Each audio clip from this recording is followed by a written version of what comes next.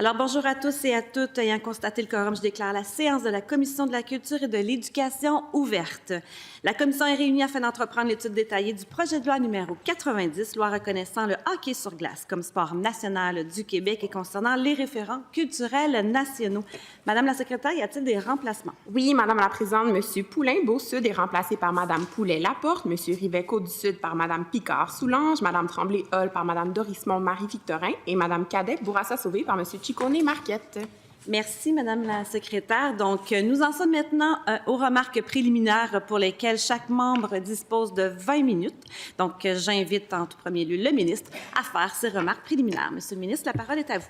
Merci beaucoup, Madame la Présidente. Très heureux d'amorcer aujourd'hui cette étape, c'est-à-dire l'étude détaillée du projet de loi 90 qui vise, comme vous le savez, à reconnaître le hockey sur glace comme sport national du Québec et à introduire la notion de référents culturels nationaux dans la loi sur le patrimoine culturel. D'abord, je voudrais saluer les membres de la Commission. Merci d'être avec nous aujourd'hui, de même que ma collègue, la ministre responsable du sport, du loisir et du plein air, qui a contribué, bien sûr, à l'élaboration de ce projet de loi en raison de ses responsabilités. Et je voudrais saluer l'ensemble de mon équipe qui est avec moi ici aujourd'hui, qui a évidemment travaillé avec nous à voir comment nous pourrions définir le hockey sur glace comme sport national du Québec. Avant de commencer l'étude des articles, j'aimerais rappeler pourquoi ce projet de loi-là est important pour la valorisation du hockey sur glace comme élément du patrimoine québécois. Il faut dire que ça arrive aussi à point nommé parce que bientôt, on fêtera le 150e anniversaire du premier match officiel de l'histoire du hockey sur glace qui a été joué ici, chez nous, au Québec, à Montréal, le 3 mars 1875. Le hockey sur glace est un symbole culturel et identitaire fort au Québec. Son influence dépasse largement le sport en tant que tel. Le hockey, c'est devenu au fil du temps un reflet de notre histoire, de nos luttes et de nos ambitions, Madame la Présidente. Il fait partie de nos conversations. Il est à l'origine de plusieurs de nos expressions. J'en nommais quelques-unes hier.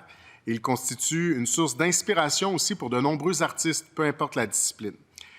Et même si ça fait longtemps que la population considère déjà dans son cœur le hockey comme notre sport national, on veut que ce soit écrit noir sur blanc, que ce soit reconnu comme tel officiellement, d'où le projet de loi 90.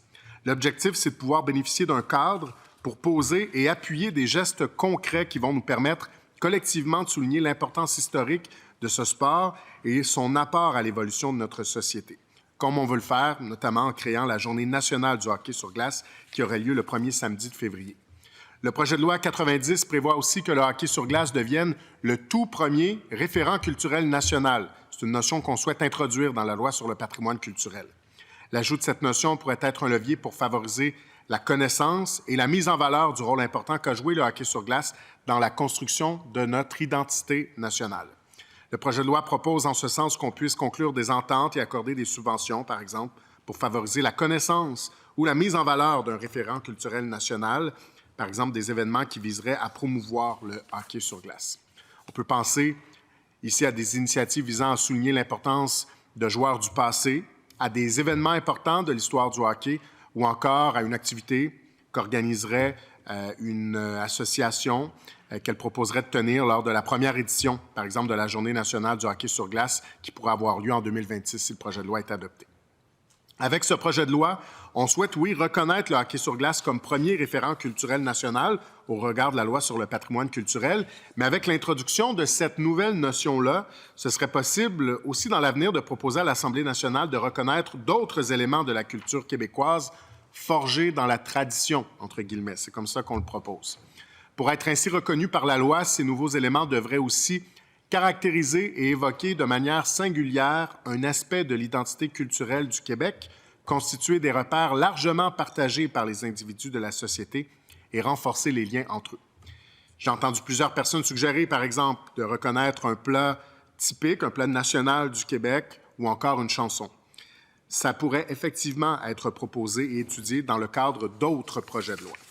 Cela dit, pour le moment, on a décidé de proposer de mettre en valeur le hockey qui représente, à mon avis, le référent culturel national parmi les plus évidents de notre culture, d'autant plus que le hockey moderne est une contribution majeure du Québec à l'histoire mondiale des sports.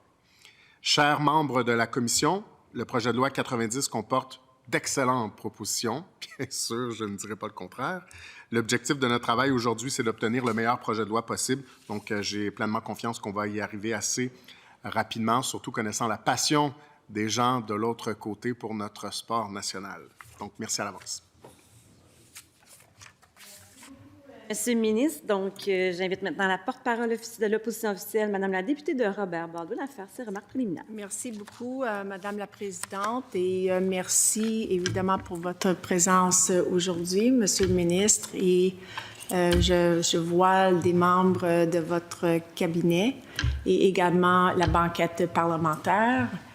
Notre collègue du deuxième groupe de l'opposition officielle et évidemment ici, mon collègue de Marquette, que je n'ai aucun doute va pouvoir alimenter nos discussions compte tenu de son expérience professionnelle, expérience personnelle et professionnelle dans la Ligue nationale. Je sais qu'il tient le hockey et l'avenir du hockey à cœur.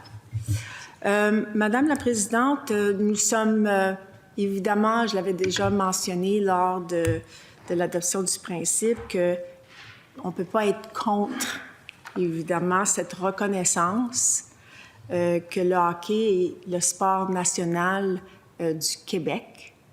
Nous avons tous une grande passion, je crois, ici au Québec pour le hockey à tous les niveaux. Que ce soit, je me souviens de mon jeune garçon qui a voulu jouer en tant que gardien de but à l'âge de 6 ans, 7 ans.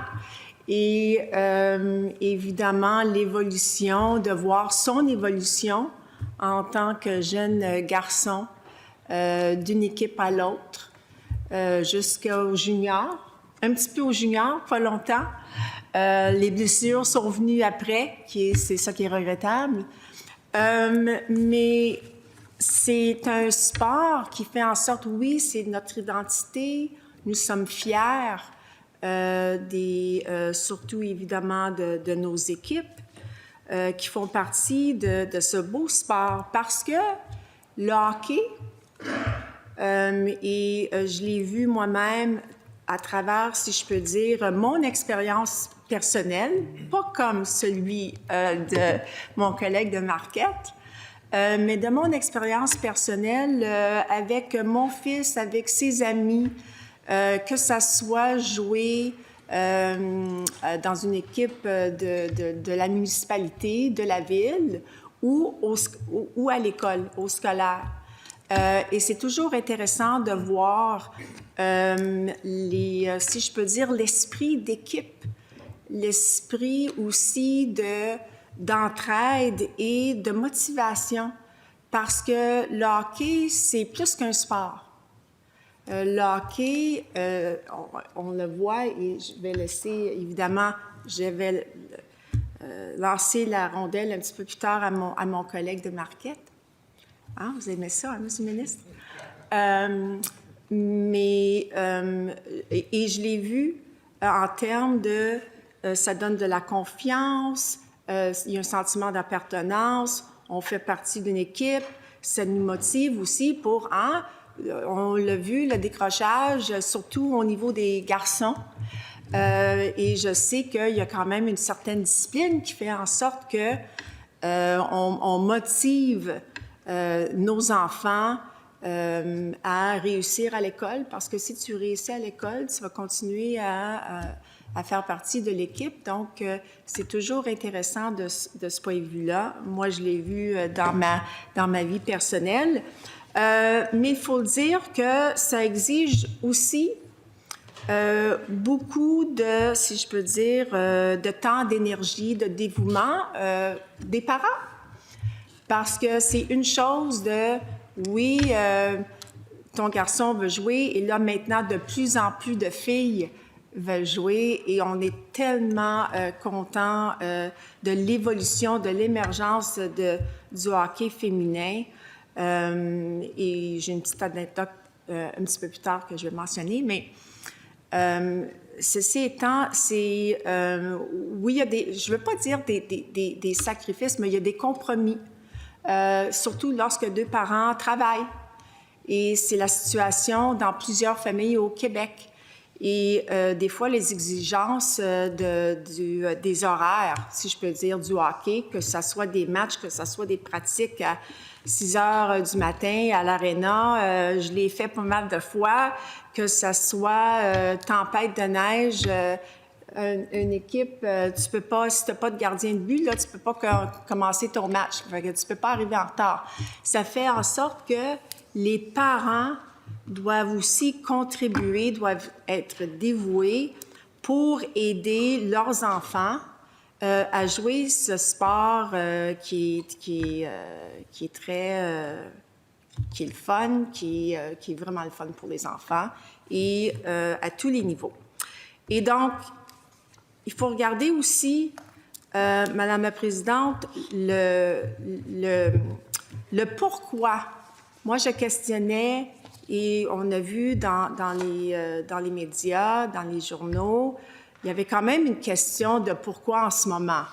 Pourquoi en ce moment est-ce que le gouvernement dépose ce projet de loi 90? On modifie évidemment la loi sur le patrimoine culturel, un instant. Et on avait mentionné,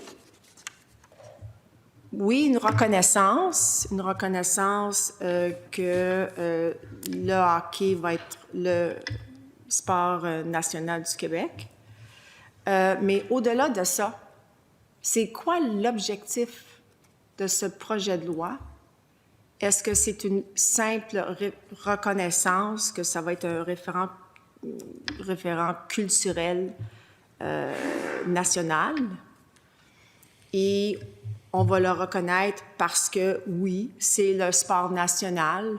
Je ne sais pas si on avait besoin d'un projet de loi pour le confirmer. Je pense que dans notre société, c'est pas mal vu de cette façon-là. Et puis, c'est dans le contexte économique, évidemment, dont nous retrouvons actuellement en termes évidemment, dans le milieu de la culture qui subit une crise en ce moment sans précédent. Et je regardais, Madame la Présidente, parce que je sais qu'un des éléments qui a été confirmé par M. le ministre et également la ministre du Sport et Loisirs, c'était, on vient de mettre en œuvre, d'inscrire dans un projet de loi la recommandation phare du rapport Hockey, notre passion, un rapport qui avait été déposé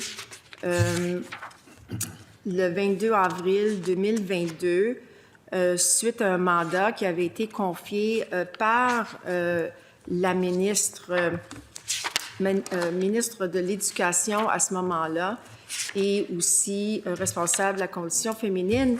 Et lorsqu'on prend connaissance de ce rapport, Madame la Présidente, et je crois on doit avoir la discussion aujourd'hui en termes de la raison d'être de ce rapport-là, c'était pas juste la reconnaissance du hockey comme sport national. C'était un mandat confié par le gouvernement afin de regarder, d'avoir une analyse, une étude concernant le développement du hockey au Québec. C'était ça le mandat, avec environ 16 experts. Ils ont eu plusieurs mémoires de rencontres et on a abouti à ce rapport-là avec les 9 recommandations. Et j'aimerais, Madame la Présidente, juste pour un instant, citer le président du Comité québécois sur le développement du hockey, Marc Denis, qui a transmis à Madame la ministre son rapport et qui le mentionne que le hockey est notre passion et le fruit d'un exercice rigoureux réalisé par un groupe de personnes d'expérience que j'ai eu l'honneur de présider. Bien qu'exhaustif et complet, ce document ne représente pas une finalité en soi, mais bien le début d'une ère nouvelle pour notre sport national, un premier pas vers un avenir prometteur, l'étape initiale d'un grand chantier. Les recommandations présentées aujourd'hui forment un tout. Et il va être là mon point aujourd'hui. La raison d'être de ce rapport était pour effectivement regarder la situation pour voir comment est-ce qu'on peut améliorer les choses, comment aussi est-ce qu'on peut, parce que si on regarde toutes les recommandations, oui, la première recommandation, c'était ici le hockey au rang de sport national du Québec. Et je vais le mentionner, je cite M. Denis dans son rapport, comme on l'appelle traditionnellement, sans qu'il y ait d'attribution constitutionnelle, cette officialisation légitime et historiquement admissible permettrait de valoriser pleinement le hockey dans notre société, un sport et une pratique sportive qui sont au cœur de nos traditions, de nos valeurs et de notre identité. Mais ça, c'était une recommandation parmi 9. Et il faut prendre en considération aujourd'hui des 8 autres. Parce que, madame, je pense que c'est au cœur en ce moment, si on reconnaît, et comme mon collègue de Marquette l'avait mentionné, si maintenant on reconnaît le hockey comme étant dans notre loi le sport national, ça vient avec quoi? Quelles sont les conséquences de cette reconnaissance maintenant législative? Et donc, si je regarde le rapport et les recommandations, d'avoir cette reconnaissance-là vient avec des responsabilités. Et les responsabilités sont de faire évoluer le hockey et aussi le rendre plus accessible à nos jeunes. Et c'est là où, me semble, il faut avoir une discussion franche aujourd'hui là-dessus. Est-ce que c'est simplement comme on l'a mentionné dans le Conseil des ministres, dans le mémoire, qu'il n'y a aucune implication financière, il n'y aura pas de crédit, il va falloir que le ministre, s'il veut donner des subventions à des groupes pour valoriser le hockey, il va falloir qu'il aille dans les crédits actuels. On va avoir toute une discussion là-dessus, ça c'est sûr. Mais je regarde les autres recommandations et vraiment, c'était un tout. Il y a une interrelation entre les recommandations pour faire que, pour nous, là, pour faire évoluer le hockey, le rendre plus accessible et le rendre plus accessible à tous les enfants. À tous les enfants. Et je voulais juste mentionner ici une des recommandations lorsqu'il parle de le rendre le hockey plus accessible en luttant contre les principaux obstacles à sa pratique, qu'ils soient financiers ou matériels, en développant des initiatives collaboratives et durables sous une variété de formes et d'options et en encourageant particulièrement les jeunes et les moins jeunes, issus de la diversité et des minorités, et ceux qui ont des handicaps traditionnels moins enclins à pratiquer notre sport. Et je pense que ça, c'est un élément très important à considérer et à discuter aujourd'hui. Et évidemment, on avait parlé de prioriser le développement du hockey féminin comme étant un objectif très, très important. Et on le voit avec la victoire, avec cette équipe extraordinaire de femmes. On voit l'évolution sur le plan professionnel et c'est sûr que ça a fait en sorte que beaucoup plus de filles sont en train de s'inscrire pour jouer au hockey. Et il va y avoir, là, il faut que je me rappelle des termes, il va y avoir moins de, si je peux dire, d'équipes mixtes, garçons et filles, au niveau M7, M8. M9. Il va en avoir moins. Et donc, c'est bon ça pour les filles, que les filles vont pouvoir jouer ensemble. C'est une bonne chose. Donc, et aussi, et je vais terminer là-dessus, Madame la Présidente, et on y a touché hier, c'était toute la question des infrastructures. Et ça aussi, c'était dans le cadre de ce rapport une recommandation très importante parce que c'est bien beau d'avoir des patins, mais il faut aller patiner en quelque part. Et donc, si on a des arénas moins accessibles, qui sont trop loin de certains secteurs, si on a des arénas en état vétus, c'est sûr et certain que ça va être difficile à développer le hockey et à le rendre plus accessible. Parce que moi, je pense qu'un va avec l'autre. Ça devrait être l'objectif de ce projet de loi. Que oui, on a cette reconnaissance nationale, mais aussi, il faut... les conséquences de ça, c'est d'améliorer, si je peux dire, l'accès au sport. Ça veut dire l'accès aux arénas, ça veut dire l'accès à l'équipement également, parce que c'est devenu de plus en plus très dispendieux, l'équipement de hockey. On ne va même pas parler des jambières que j'ai achetées au cours des années quand mon fils est allé de 5 pieds à 6 pieds 5. On n'ira pas là, mais ceci étant, oui, c'est vrai. Et ceci étant, c'est sûr que c'est devenu une dépense très, très importante et, pour des parents. Et malheureusement, il y a des enfants qui n'ont pas l'opportunité de jouer parce que c'est trop cher, les parents n'ont pas les moyens. Donc, sur ce, Madame la Présidente, j'ai hâte d'entreprendre nos échanges afin de pouvoir bonifier ce projet de loi. Merci, Madame la députée. Je cède maintenant la parole au porte-parole du deuxième groupe d'opposition et député de Jean Lesage à faire ses remarques préliminaires. La parole est à vous. Merci, Madame la Présidente. Merci tout le monde d'être ici pour l'étude de ce projet de loi. Évidemment, Québec solidaire est favorable à ce projet de loi. L'idée de reconnaître le hockey comme sport national, c'est tout à fait quelque chose qui tombe sous le sens. C'est quelque chose qui était un peu implicite déjà et maintenant on vient donner à tout ça une touche officielle. Je pense que c'est une excellente idée. Ça m'amène à parler de plusieurs choses. Par rapport au hockey, bon, c'est une fierté, tout ça. La qualité des joueuses, des joueurs au Québec est renommée, c'est évident. Et aussi, c'est un sport qui, lorsqu'il peut être pratiqué à l'extérieur, est accessible aussi financièrement. Ça a commencé comme étant un sport très populaire, justement, dans les origines. Évidemment, en ce moment, le réchauffement de la planète met en péril ces infrastructures-là à bas coût. Pour moi, ça vient montrer qu'il y a un lien indéfectible entre la promotion et la protection de notre culture, de notre identité nationale et la lutte et l'adaptation au changement climatique.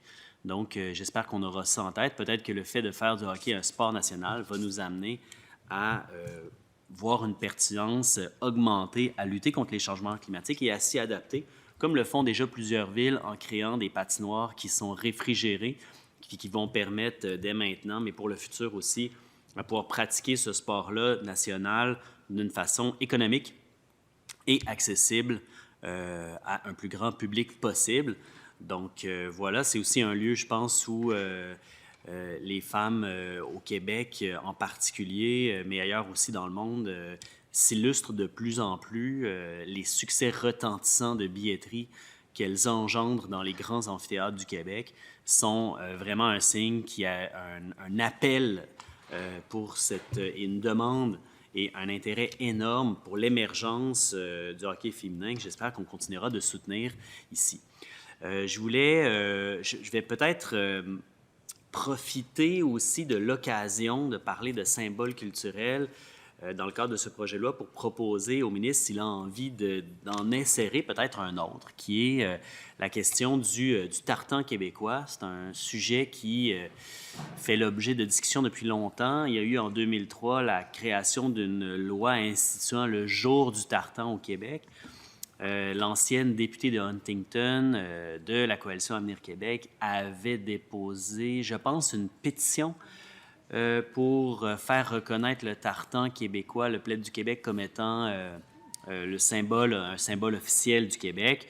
Aucune de ces démarches-là avait cheminé chaque fois parce que, bon, tout le monde était d'accord, mais le moyen d'une pétition était-il le bon? Ça n'avait jamais été priorisé. Alors peut-être que là, pendant qu'on est dans un projet de loi qui parle de symboles culturels, de référents culturels nationaux, ça pourrait être l'occasion, s'il y a une ouverture du côté du ministre, de saisir le jour, hein, carpe diem, pour dire, puis on pourra voir ensemble peut-être en suspendant plus tard la possibilité de comment on rédigerait cet amendement-là pour qu'il soit fait de la façon la plus judicieuse. Donc, j'en ai pas préparé un en particulier, mais je vais vouloir voir s'il y a possibilité avec vous de voir si l'occasion est bonne pour faire cette chose-là que plusieurs personnes attendent depuis longtemps, quand on sait qu'il y a plus de 250 000 Québécoises et Québécois d'origine écossaise au Québec, dont à peu près 57 % je pense, sont dans la région de Montréal, mais aussi partout sur le territoire.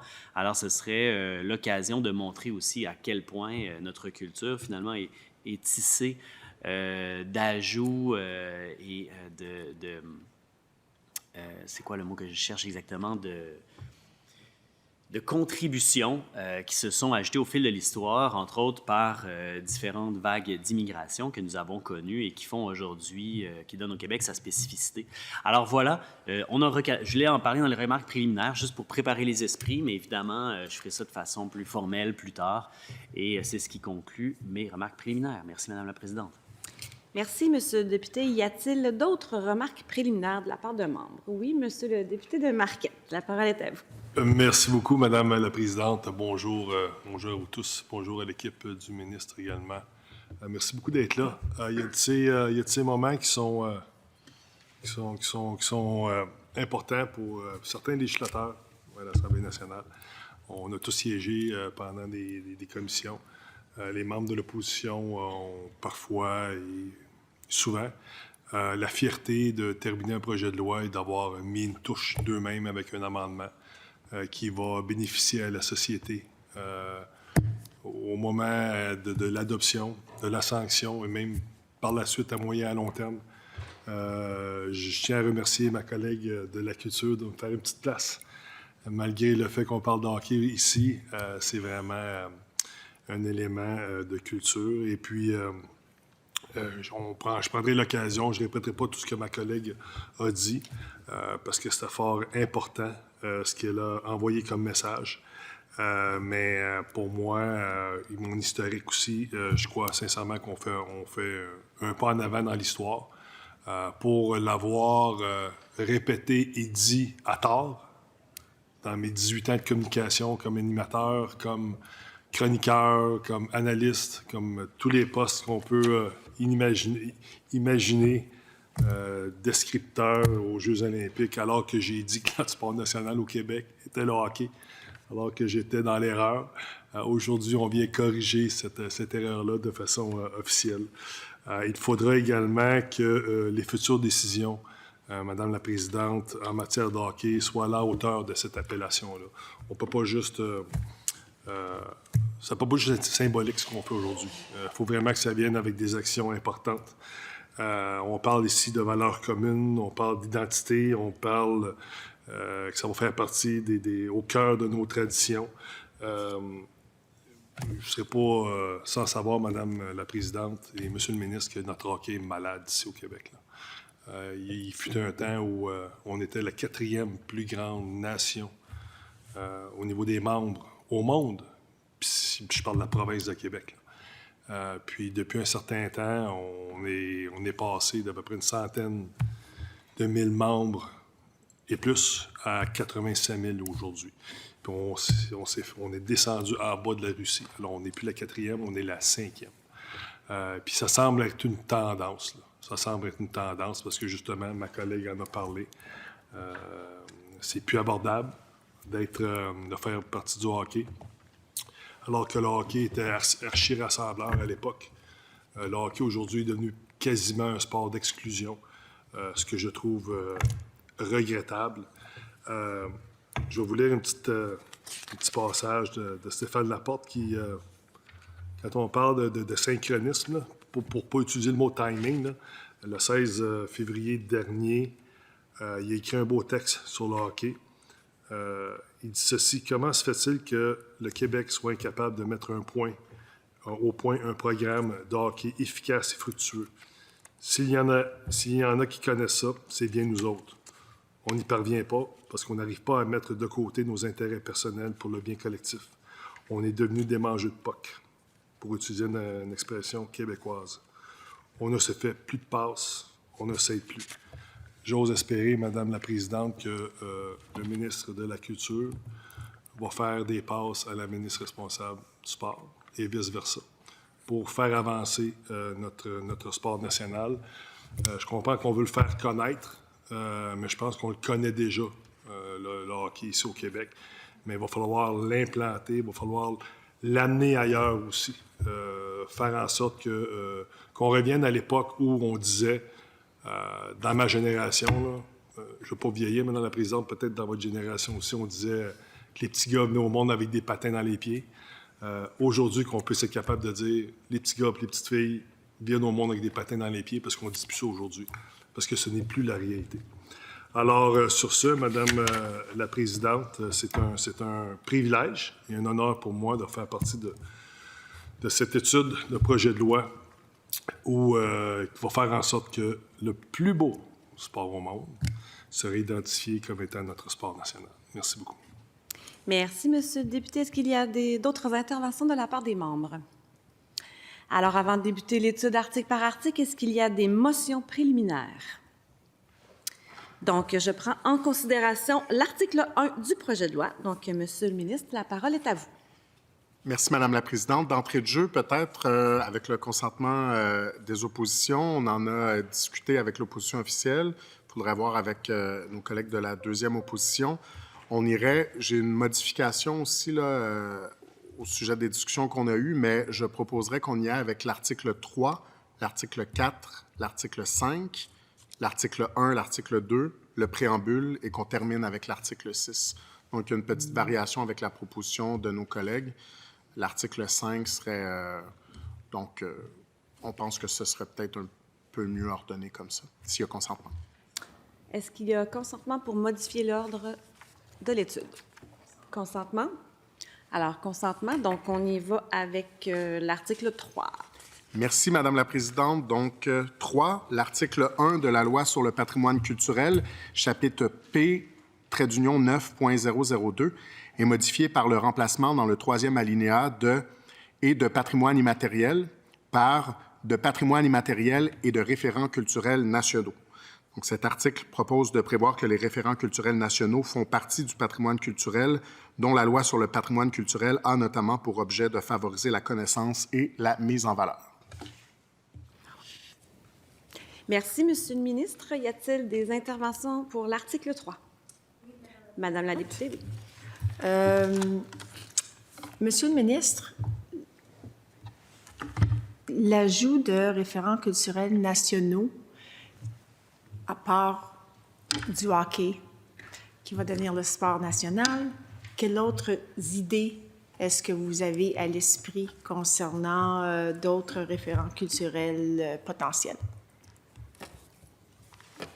Bien, pour l'instant, l'idée, c'est vraiment d'établir cette notion qui est une nouvelle notion parce que lorsqu'on s'est donné commission de transposer la recommandation numéro 1 du groupe qui s'est penché sur l'avenir du hockey en projet de loi, ça nous prenait évidemment un véhicule législatif. Donc, notre choix s'est arrêté après analyse sur la loi sur le patrimoine culturel, mais ça prenait quand même une notion comme celle qu'on introduit, référent culturel national, pour que on puisse vraiment bien le désigner. Pour l'instant, on parle de sport national, donc le hockey sur glace.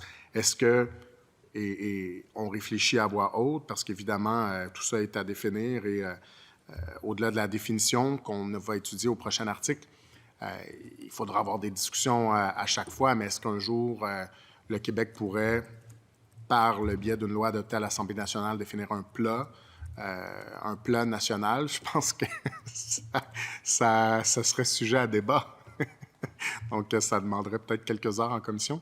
Est-ce qu'on voudrait désigner un hymne national, un chant national? Est-ce qu'on voudrait y aller avec d'autres référents culturels nationaux? Bien sûr, c'est un débat qu'on aura à chaque fois, mais je pense qu'il y aura probablement beaucoup de bonnes idées dans les prochaines années. OK.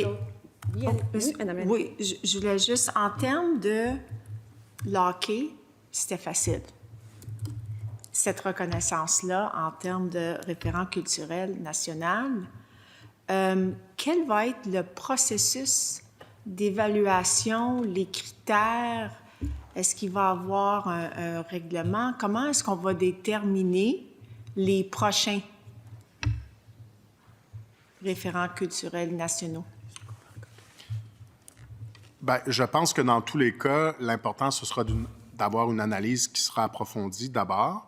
Le Conseil du patrimoine culturel va pouvoir être appelé à donner des conseils sur tout ce qui touchera les référents culturels nationaux. Donc, il pourra y avoir aussi une expertise de ce côté-là qui va se développer, une expertise qu'on a déjà, en fait, je dirais. Mais l'important, puis je pense que c'est ça qui doit peut-être rassurer tout le monde, c'est que pour nous, c'est important qu'il y ait vraiment un consensus et que ce ne soit pas une décision unilatérale d'un gouvernement ou d'un autre. Donc, dans tous les cas, ça devrait passer par un projet de loi ici à l'Assemblée nationale. Donc, évidemment, avec tout ce qui vient avec, les consultations particulières, dans la plupart des cas, là, je comprends que cette fois-ci, c'était un peu une évidence. Donc, on a sauté par-dessus les conditions, les consultations particulières, mais dans tous les cas, il y aura l'étude détaillée, il y aura évidemment les questions des oppositions, le processus où il y aura des amendements. Donc, je pense que le processus va être assez complet. OK. Juste pour savoir, est-ce qu'il y a eu des discussions avec le Conseil du patrimoine? Dans ce cas-ci, pas pour le hockey, parce que je pense que vous l'avez bien établi d'entrée de jeu. Dans ce cas-ci, je pense que c'était une évidence. OK. C'est bien, merci. D'autres interventions sur l'article 3. Est-ce que l'article... Oui, M. le député Marquet. Petite question pour ma connaissance personnelle. Pourquoi que le hockey, si vous avez rajouté les référents culturels nationaux, mais pourquoi que justement sur le hockey, parce que c'est ça qui nous intéresse aujourd'hui, n'entrait pas dans le patrimoine immatériel?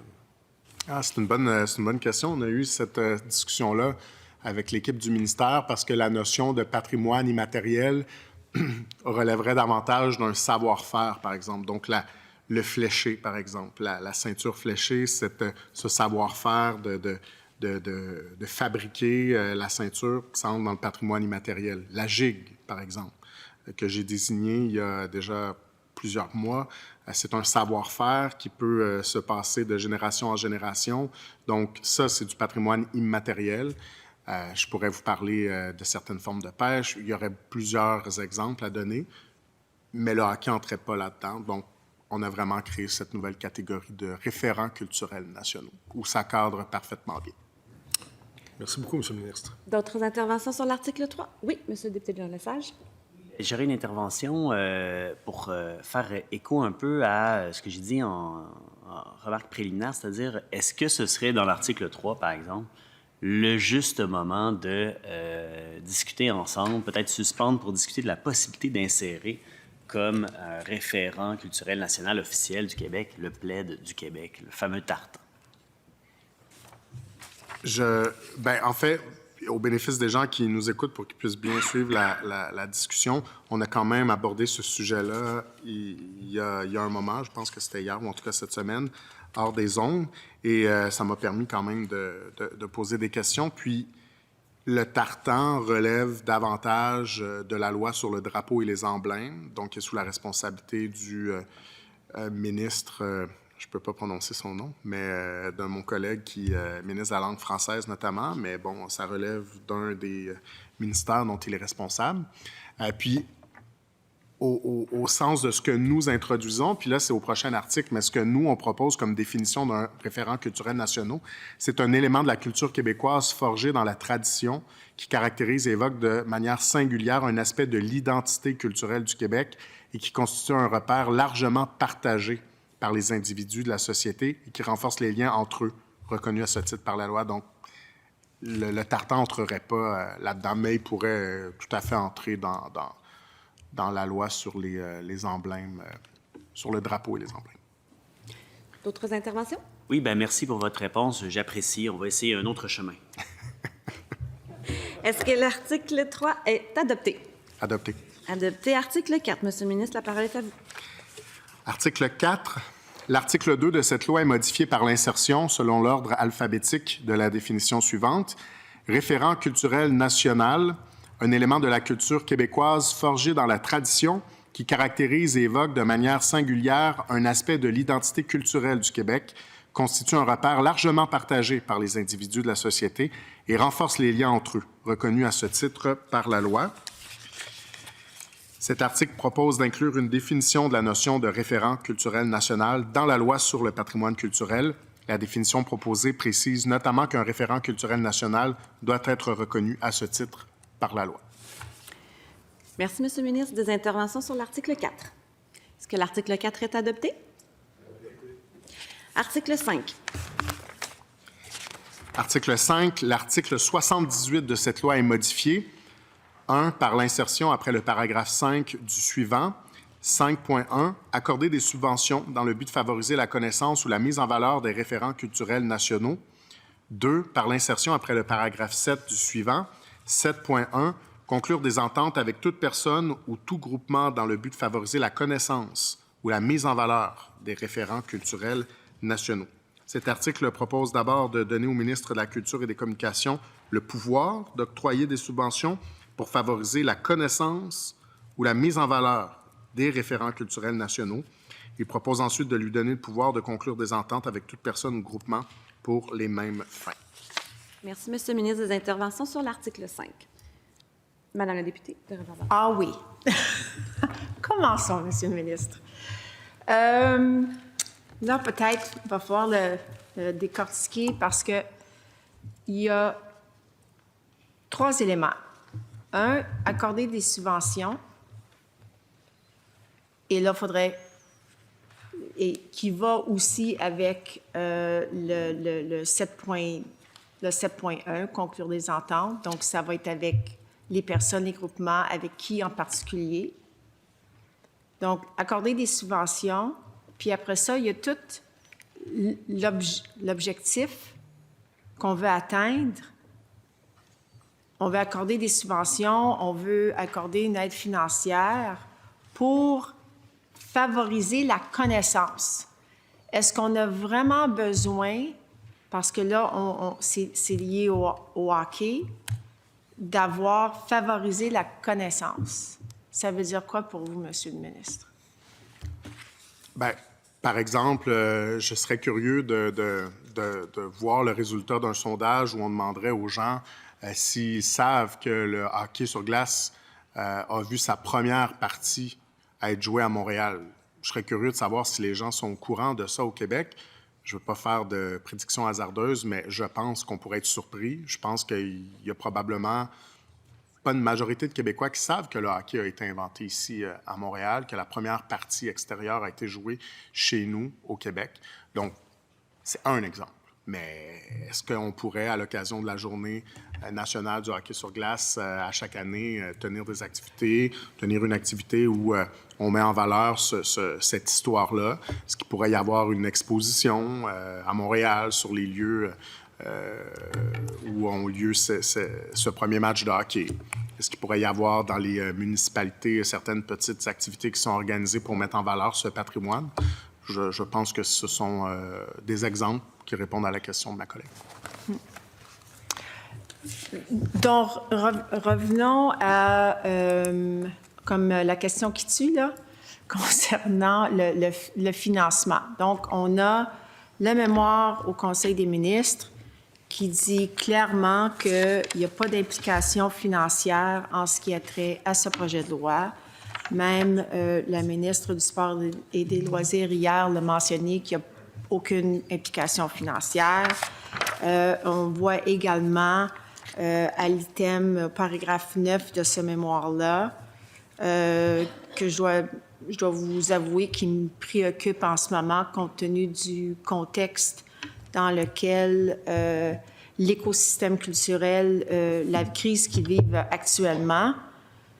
Donc, la proposition ne comporte pas d'implication financière. Le ministre de la Culture et des Communications pourra toutefois conclure des ententes et accorder de l'aide financière à même ses crédits. notamment pour favoriser la connaissance et la mise en valeur des référents culturels nationaux, dont le hockey sur glace.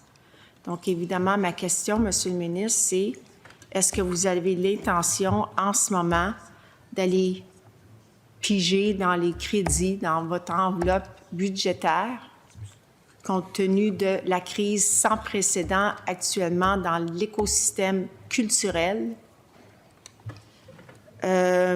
pour financer là, des activités pour favoriser la connaissance et la mise en valeur du hockey?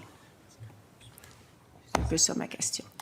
Bien, pour moi, c'est très clair, mais en même temps, je comprends qu'on pourrait vouloir faire des parallèles, mais pour moi, c'est très clair. On est essentiellement dans quelque chose qui est de l'ordre de la façon de rédiger la loi, c'est-à-dire il faut se donner ce pouvoir-là. Comme d'ailleurs, si on regarde dans les documents, on l'a à plusieurs autres, dans la loi sur le patrimoine culturel, à l'article 5, à l'article 6, à l'article 7, on a déjà ce pouvoir-là de dépenser pour mettre en valeur le patrimoine.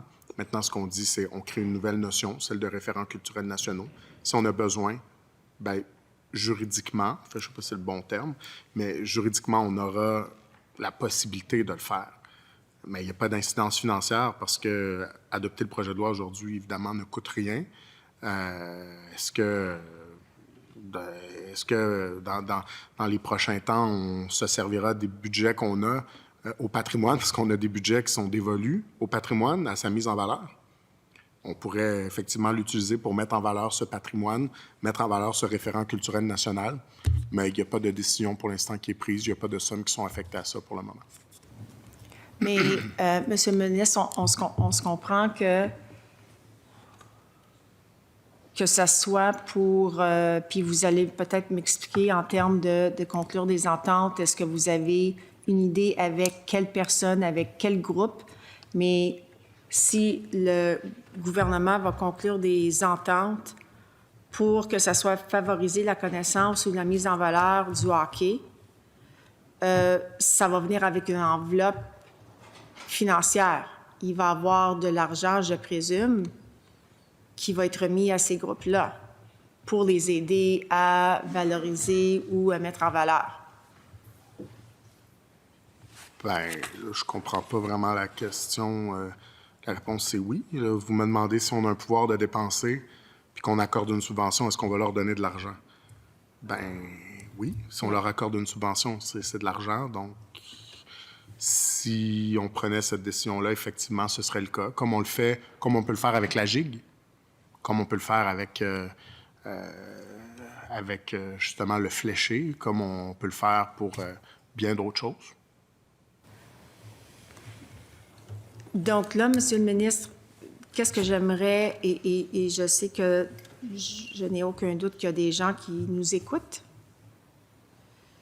Je veux savoir, parce qu'il n'y a pas eu une augmentation des crédits en ce qui a trait à cette nouvelle loi qui va faire en sorte que, ou la modification à la loi qui va faire en sorte que, oui, vous pourriez conclure des ententes, et donc, il va y avoir du financement qui va sortir du budget, de votre budget en tant que ministre de la Culture.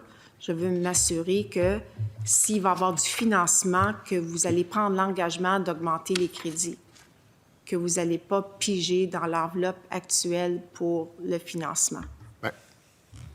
En fait, la vraie question de ma collègue, je pense que c'est est-ce qu'on va prendre de l'argent du Conseil des arts et des lettres du Québec pour l'envoyer au patrimoine pour faire la promotion du hockey? La réponse, Madame la Présidente, c'est non. On ne fera pas ça.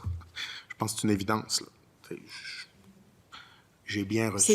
J'ai reçu le mémo. Je comprends bien qu'il y a une crise, qu'il y a d'importants défis à relever sur le terrain. Évidemment, là, je ne suis pas fou à temps plein. On ne fera pas ça. Puis, des budgets en patrimoine, on en a. Là. Vous savez, la culture, c'est le Conseil des arts et des lettres du Québec, les arts vivants, les arts en général. C'est le cinéma, c'est la télévision, c'est la littérature, mais c'est aussi le patrimoine. Puis on a des sommes qui sont dévolues au patrimoine, donc on n'a pas nécessairement besoin d'aller chercher davantage de sommes. On a un nouveau référent culturel national, puis ce sera à nous de dépenser l'argent qu'on a pour le patrimoine de la façon qu'on veut bien le faire. C'est notre prérogative, mais bien sûr, on ne prendra pas l'argent des théâtres, l'argent des musées, l'argent du livre, l'argent de la télé ou du cinéma pour financer une activité de commémoration pour le hockey. C'est pas comme ça que ça fonctionne. Et de toute façon, je soumets que si, parce que là, tantôt, ma collègue utilisait le temps de verbe comme une certitude que nous allions dépenser de l'argent. Mais je soumets que pour l'instant, c'est pas prévu, là, en tout cas pas pour le moment. Donc, si c'était le cas, on parle pas de sommes qui sont dans les millions de dollars, là. On parle de sommes qui sont habituellement plus modiques. Puis, c'est des ententes qui pourraient être conclues parce que tantôt, la collègue posait la question avec les municipalités, par exemple, avec les organisations, des OBNL. Donc, c'est prévu comme ça de la façon dont la loi est rédigée.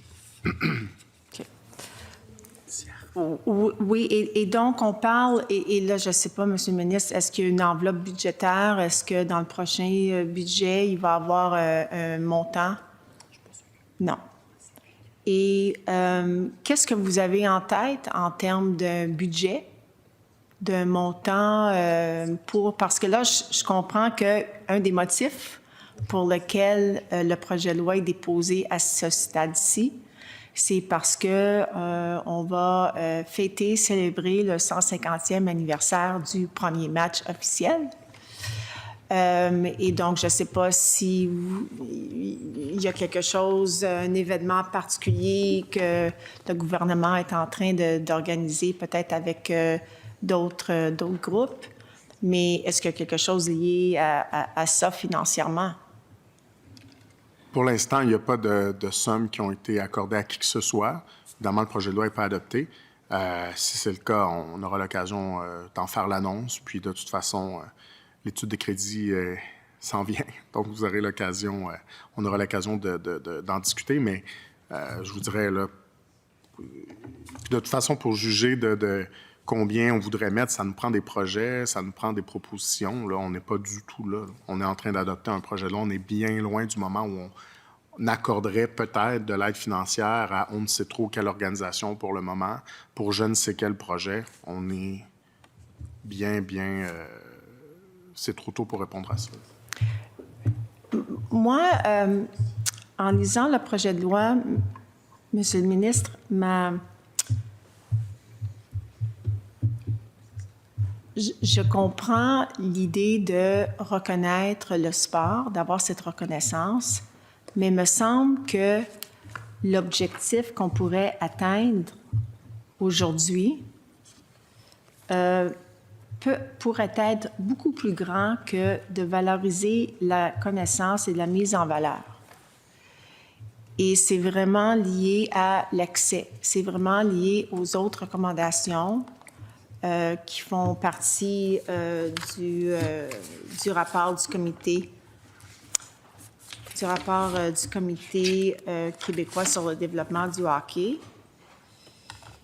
Et peut-être regarder, parce que je comprends là qu'on est dans les référents culturels nationaux, donc il n'y aura pas juste le hockey national qui va être reconnu. Il va y avoir, comme vous avez dit, peut-être des mets, peut-être un hymne et d'autres choses. Mais il me semble que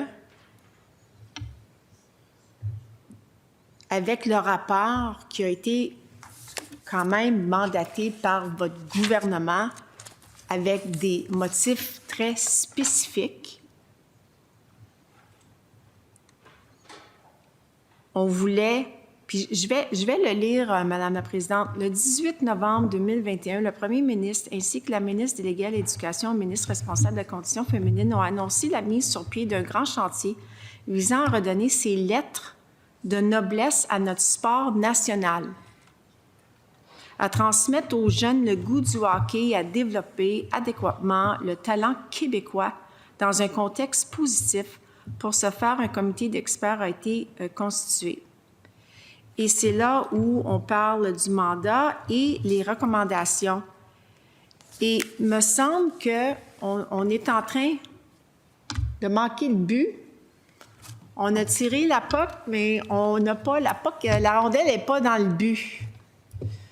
On a manqué notre chance, dans le sens que, est-ce qu'on ne devrait pas ici être en train de intégrer, surtout avec cette reconnaissance du hockey comme sport national, le hockey sur glace comme sport national, des éléments qui vont faire en sorte que ça va venir toucher nos jeunes en termes de l'accès au hockey, en termes des mots qui vont faire en sorte que ça va venir rechercher un objectif, un plus grand objectif en termes de société et en termes qui est vraiment lié à l'objectif du mandat qui avait été confié, le développement du hockey. Donc oui, on l'a comme, on le met comme étant le sport national, c'est dans une loi, mais après ça, il faut que ça soit plus que juste une reconnaissance symbolique, Monsieur le ministre. C'est ça que je tente de vous transmettre comme message, compte tenu de, et nous le savons très bien, mon collègue en a parlé, que c'est devenu de plus en plus dispendieux le hockey pour nos jeunes. Les familles n'ont pas les moyens.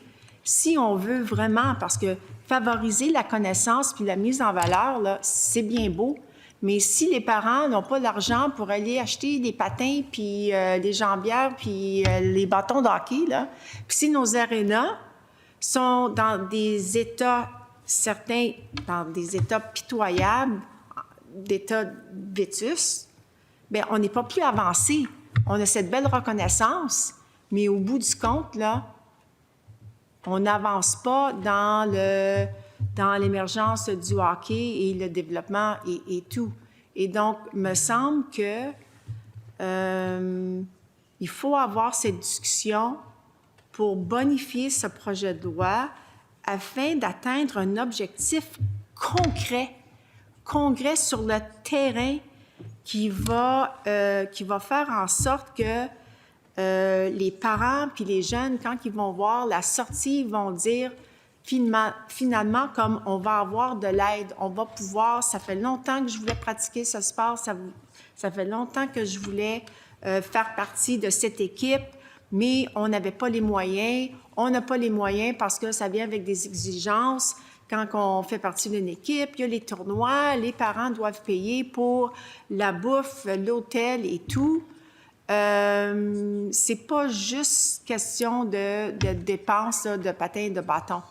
Et donc, c'est pour ça que je voulais voir, c'est un objectif louable là, de favoriser la connaissance, la mise en valeur, mais pour les Québécois, les Québécoises et surtout pour nos enfants, me semble qu'on pourrait aller ailleurs. On pourrait le bonifier. Voilà. Bien, là, j'avoue que j'ai de la difficulté à suivre quand même parce qu'il y a quelques minutes, je pense que tout le monde comprend qu'on est un peu en train de se faire dire, ben voyons, vous n'allez pas investir de l'argent pour mettre en valeur cet héritage patrimonial puis l'histoire du hockey. Ça n'a pas de bon sens, il y a des artistes dans la rue. Et là, on me dit, ben vous devriez investir dans les arénas dans ce projet de loi-là, vous devriez investir pour que le hockey coûte moins cher aux parents. J'ai de la difficulté à suivre. Là. On dépense ou on dépense pas? Bon. Non, bien c'est ça. C'est pas ça. Moi, tout ce que je dis, c'est vous mettez dans un projet de loi, vous allez accorder des subventions, vous allez conclure des ententes avec des personnes et des groupes afin de faire le but de favoriser la connaissance et la mise en valeur.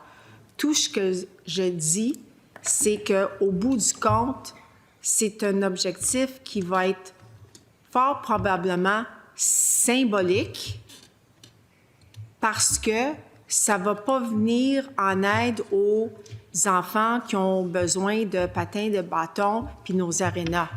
Donc, tout ce que je dis en ce moment, vous dites que, bon, bien, dans le patrimoine, on peut aller piger dans le patrimoine.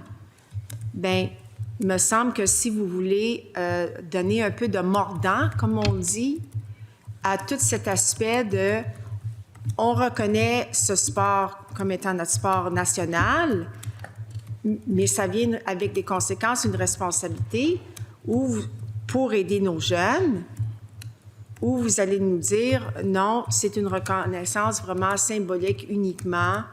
Puis si c'est le cas, bien, pourquoi est-ce qu'on va adopter un paragraphe, le 5.1, concernant accorder des subventions si vraiment il n'y en aura pas de subventions? Bien, je reviens avec le même commentaire. Là. Il y a des gens du milieu culturel qui nous écoutent puis qui ont réagi avec scepticisme quand j'ai déposé le projet de loi. Donc, je veux juste que ce soit clair. Là. Ce que vous me proposez, ce que vous me dites, c'est je devrais aller me battre comme ministre de la Culture pour des millions de dollars pour payer la facture des jeunes qui jouent au hockey, pour que ce soit plus facile pour les parents, qu'on investisse dans les arénas, ce qu'on fait déjà. 30 du PAFIRSPA est allé pour les sports de glisse, notamment le hockey.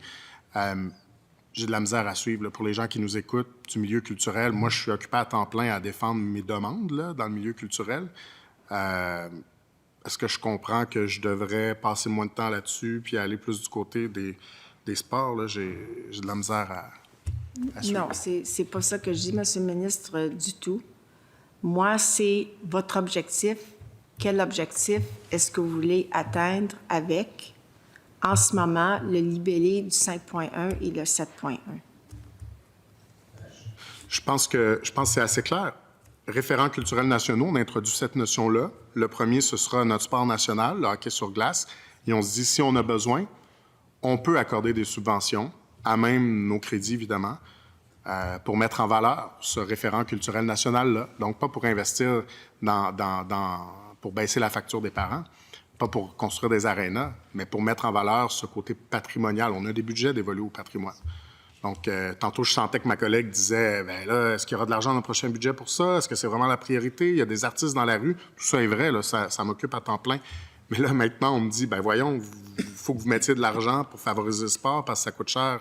Moi, je comprends pas, là. Mais moi, en tout cas, je vais me concentrer sur mon rôle de ministre de la Culture. Je vais défendre les demandes budgétaires du milieu. Je vais travailler là-dessus.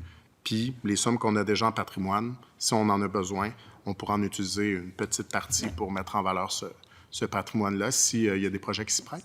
Donc, ça l'objectif, c'est, avec les termes en ce moment, c'est de prendre un certain montant du budget du patrimoine pour aller là. Mais là... C'est le droit, on se donne le droit, parce qu'il faut que ce soit prévu dans la loi, comme c'est prévu pour tout le reste. Là. Vous voyez, c'est déjà écrit. Le ministre peut conclure conformément, ça c'est l'article 6, conformément à la loi des ententes avec tout gouvernement relativement au patrimoine culturel. Article 5, accorder des subventions dans le but de favoriser la connaissance, la protection, la transmission, la mise en valeur des éléments du patrimoine immatériel. On a déjà ça pour le patrimoine immatériel. On fait juste dire, c'est la même chose pour les référents culturels nationaux. Mais là, honnêtement, il faudra avoir ce débat-là, cette discussion-là avec ma collègue, la ministre responsable du loisir, du sport et du plein air, parce que parce que vous comprenez que je suis un peu mal à l'aise de devoir répondre à une collègue qui me dit « Vous devriez investir l'argent là dans le hockey », alors que moi, j'ai des groupes culturels en ce moment qui veulent qu'on investisse ça au calque. Oui, je comprends, monsieur. Et donc, c'est pour ça que il y a la reconnaissance, ça vient avec des responsabilités. Donc, est-ce qu'il y a eu des discussions avec votre collègue, la ministre du Sport et des Loisirs, concernant maintenant, nous allons avoir cette reconnaissance. Donc, de son côté, est-ce que c'est elle qui va être responsable de mettre en œuvre les autres recommandations qui font partie du rapport, du comité, qui, évidemment, parle des infrastructures, de l'accès du sport aux jeunes? Je voudrais surtout pas dire que ma collègue patine, mais là, je sens que je voudrais éviter qu'elle marque un but dans son propre but, c'est-à-dire, là, je pense qu'il y a des gens du milieu culturel qui nous écoutent, puis pour moi, la priorité comme ministre de la Culture, c'est de défendre les demandes du milieu culturel, notamment pour le Conseil des arts et des lettres du Québec. C'est une discussion intéressante que ma collègue propose, mais je lui propose de l'avoir avec ma collègue responsable du sport parce que Mais- le temps que j'ai dans une semaine, je le consacre et comprenez bien, j'ai le hockey à cœur. Je suis parent de 2 jeunes hockeyeurs, un dans le M9, justement, un dans le M13. Je passe ma vie dans les arénas quand j'ai du temps libre. Donc, ça me touche beaucoup, puis ça touche beaucoup de parents que je connais. Mais mon travail comme ministre de la Culture, c'est pas de faire baisser la facture des parents dont les enfants jouent au hockey. On a une collègue qui le fait admirablement bien. C'est la ministre responsable des Sports. Moi, je vais me concentrer sur ça, les référents culturels nationaux. Chacun va gérer sa fougère. Mais, Monsieur le ministre, juste pour conclure, c'était quand même un des motifs pour venir justifier le dépôt en ce moment du PL 90, c'était on est en train de mettre en œuvre la recommandation phare de ce rapport-là, du Comité sur le développement du hockey. Moi, mon travail, c'est de déposer un projet de loi pour reconnaître le hockey comme sport national du Québec, le hockey sur glace. C'est pour créer cette notion de référent culturel national et pour mettre en valeur, donc, ce premier référent culturel national. Mais pour tout le reste, je vous invite à avoir cette discussion-là avec ma collègue responsable des sports. C'est certainement pas moi qui va mettre en application. C'est pas dans mes responsabilités. Bien, je trouve ça intéressant, Monsieur le ministre, que compte tenu, évidemment, qu'il y a eu le mémoire au Conseil des ministres, ça touche évidemment son dossier également. Il n'y a pas eu de discussion entre vous concernant, en ce moment, qu'est-ce que je vais faire, moi, de mon côté?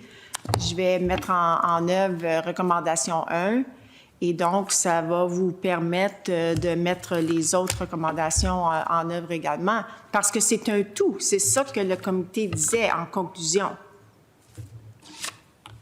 Je vais seulement réitérer que je pense que, par ailleurs, les groupes qui nous écoutent, je pense qu'il y en a plusieurs qui sont curieux de savoir ce que va donner l'étude détaillée. Les groupes culturels, je pense qu'ils ne s'attendent pas à ce qu'on ait tous les deux une discussion sur comment il faut financer le hockey. Je pense qu'on peut s'entendre, puis c'est ce que j'ai dit que, bon, le reconnaître comme un sport, le sport national du Québec, c'est une chose. Comme référent culturel national, c'en est une autre. Ça prend pas, c'est pas très énergivore. On est capable de marcher puis de marcher la gomme en même temps. Mais je pense que notre temps précieux et compté dans une semaine serait mieux utilisé dans nos fonctions respectives pour parler d'investissement en culture plutôt que d'investissement en hockey. Même si, je le rappelle, ça me tient à cœur comme parent de 2 jeunes hockeyeurs et qu'on a une collègue, la ministre des Sports, qui défend ce dossier-là admirablement. Je sais que vous êtes en train de dire que je suis en train de dire de l'investissement en hockey. Moi, tout ce que je suis en train de dire, je prends les mots, je prends les recommandations du rapport qui parlent d'augmenter l'accessibilité. Donc, des gestes, il va falloir que le gouvernement pose des gestes concrets afin d'augmenter l'accessibilité. C'est ça que je dis. Bien, vous avez un collègue à votre droite qui est non seulement un passionné, mais qui a ça dans le sang. Fait que, et je le constate, il talonne ma collègue qui, moi, je le constate, fait un très bon travail dans ce dossier-là.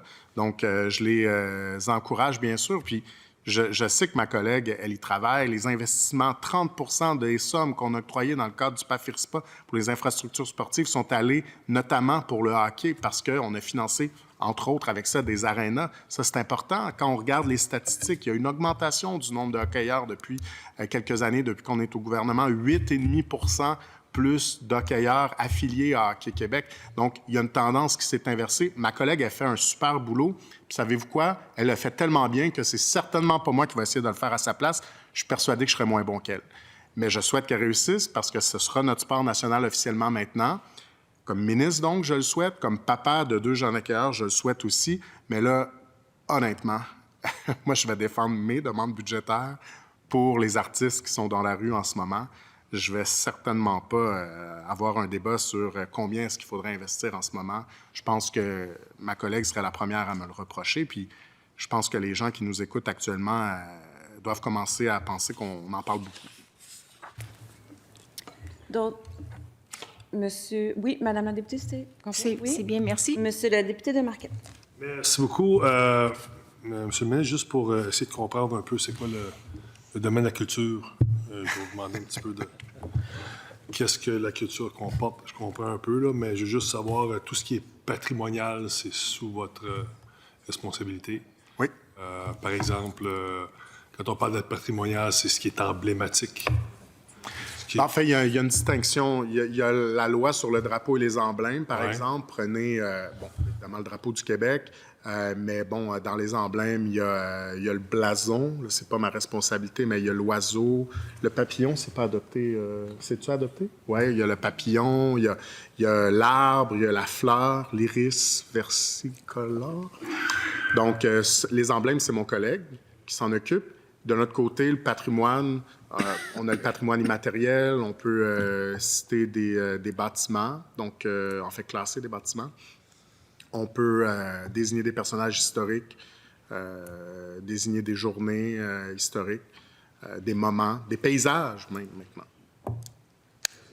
Je regarde ici la définition pour qu'on attribue un statut légal patrimonial qui contribuera à sa protection. L'immeuble doit présenter un intérêt, puisqu'on parle d'immeubles, vous avez parlé d'immeubles.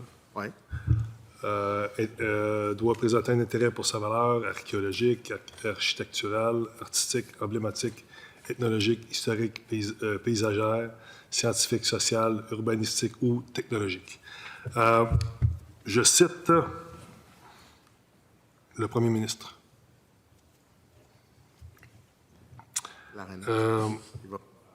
Guy Lafleur est un monument. Est-ce qu'éventuellement, par exemple, l'aréna Guy Lafleur qui devient un édifice patrimonial serait sous votre joug, Monsieur le ministre? Un bâtiment patrimonial lié à l'histoire de Guy Lafleur? Vous voulez parler de l'aréna de Tursault? Je veux dire, parce que vous étiez en train de parler, je vais répéter ma question. Ouais. J'ai advenant le cas, par exemple, qu'un édifice qui devient patrimonial serait sous votre responsabilité. Oui, mais là, je vous vois venir. Ce ne serait pas une bonne idée, puis je vais vous expliquer pourquoi. Instant, s'il vous plaît, un à la fois, sinon vous adressez à la présidence. Merci. Monsieur le député, poursuivez. Merci.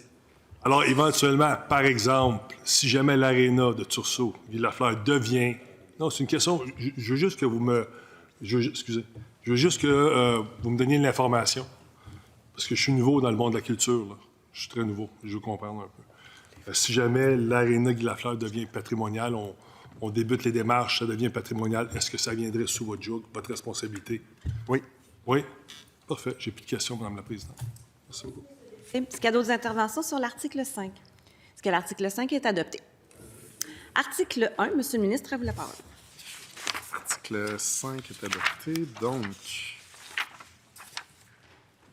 Article 1, le hockey sur glace est le sport national du Québec. Il est un référent culturel national au sens de la loi sur le patrimoine culturel, chapitre P, trait d'union 9.002. Cet article propose de reconnaître le hockey sur glace comme sport national du Québec.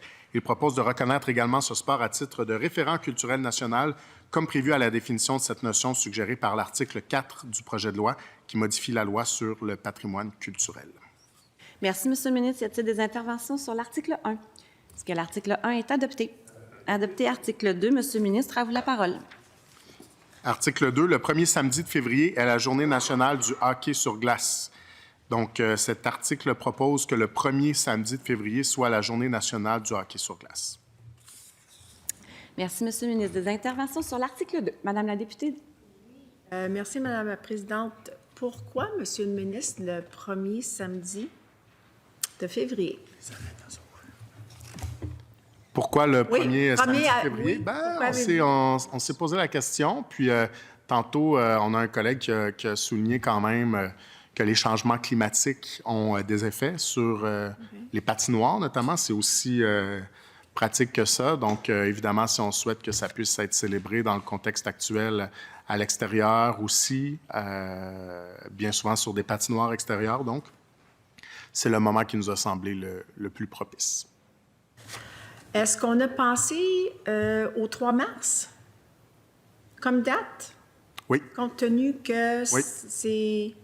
On y a pensé, mais en mars, il y a beaucoup de patinoires qui ont la mine basse. Ou le premier, en tout cas, me semble que pour comme on dit, mettre en valeur, favoriser la connaissance du premier match de hockey officiel. Si on va donner aussi à cette journée, ça va devenir la journée nationale du hockey sur glace, me semble que ça serait une belle façon de souligner l'importance de ce match-là parce que, en raison de le match et l'évolution, nous en sommes maintenant à légiférer et de l'inscrire dans un projet de loi comme étant maintenant le hockey sur glace comme sport national. Il me semble que le 3 mars aurait été une bonne date pour la journée. Puis je partage l'avis que vous émettez. Mais d'abord, si on s'attache avec une date précise, ça pourrait que ça tombe un mercredi. Puis un mercredi, c'est moins évident pour tenir une festivité dans une municipalité, par exemple. Donc, on souhaitait que ce soit une fin de semaine. Puis, tant qu'à prendre le risque aussi que la température ou les températures plus clémentes, disons, aient endommagé les patinoires, on s'est dit que le mois de février était peut-être plus sûr. Pour la fin de semaine de mars. D'autres interventions? Je vais lancer l'idée. Le premier samedi de mars, pour que ça soit plus proche du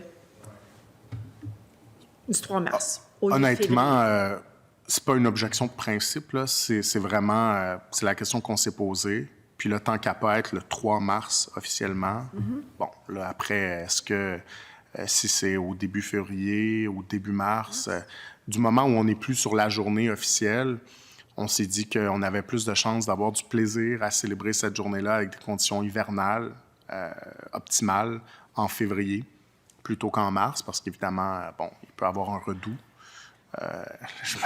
Je me sens comme un analyste météo. Mais bon, après, on peut en débattre, là, mais je pense qu'entre les deux, il y a une certitude. C'est que le début du mois de février, c'est beaucoup plus sûr en termes de météo hivernale que le début du mois de mars. Monsieur le député de Marquette. Oui, juste une petite question, Monsieur le ministre. Quand vous parlez là, des patinoires, c'est sûr que la glace est meilleure le premier samedi. Là. Je suis d'accord avec vous là-dessus.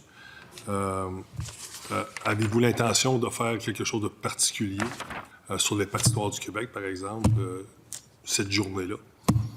Bien, ça revient à tout ce dont on a parlé depuis tantôt. Quand on dit que le projet de loi est symbolique, c'est vrai, là, il est symbolique, il ne vient pas avec des obligations financières et tout. Mais en même temps, ce que je souhaite, puis ce que ma collègue, la ministre des Sports, souhaite, c'est que ça donne une impulsion. Et que là, ça donne une certaine, je ne sais pas si légitimité est le bon mot, mais que ça donne un certain air d'aller, une certaine motivation à des municipalités, par exemple, de dire, bien, chez nous, donc dans l'ouest de l'île de Montréal, par exemple, le premier samedi de février, dans 3-4 municipalités, il y a des activités spéciales sur les patinoires qui sont organisées. Est-ce qu'à ce moment-là, le ministère du Sport pourrait être un partenaire? Bon, il faudrait voir avec eux. Est-ce que nous, on pourrait être un partenaire pour le volet historique, pour la mise en valeur de... certainement, on a eu la discussion tantôt. Donc, c'est ça qu'on souhaite.